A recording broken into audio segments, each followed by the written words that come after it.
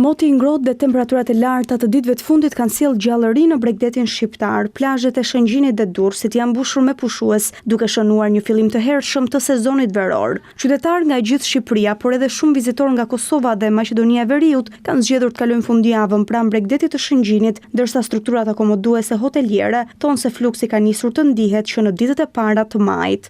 Dita mirë duket që mëngjes, por vera mirë po duket që në maj.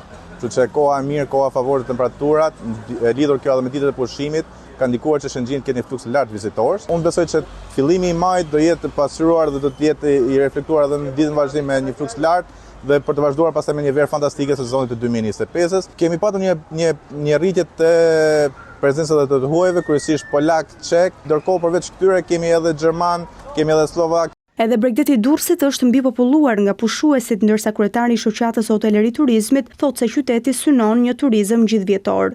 Sezoni turistik po themi që ka filluar. Kjo është një gjë shumë e mirë për ne, sepse gjithë industria e turizmit ka pasur qëllim kryesor që të zgjatet sa më shumë sezoni turistik. Ka mundësi të bëhet dhe gjithvjetor, sepse Shqipëria i plotëson të gjitha kushtet klimaterike, territoriale, pozicioni gjeografik është shumë i favorshëm. Por operatorët turistik dhe bizneset lokale, kjo është një shenjë pozitive se sezoni veror do të jetë i gjatë dhe i suksesshëm.